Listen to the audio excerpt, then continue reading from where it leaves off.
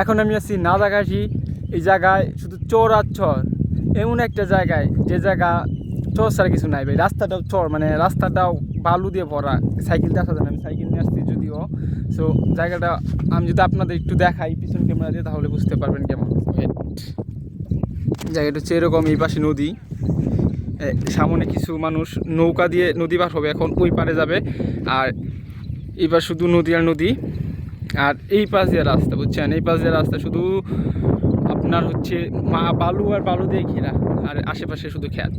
So আমি এই জায়গায় আসছি ঘোরার জন্য। আমি এই জায়গাটা ভালোভাবে চিনি না, নামও জানি না কোন গ্রামে আছি এখন।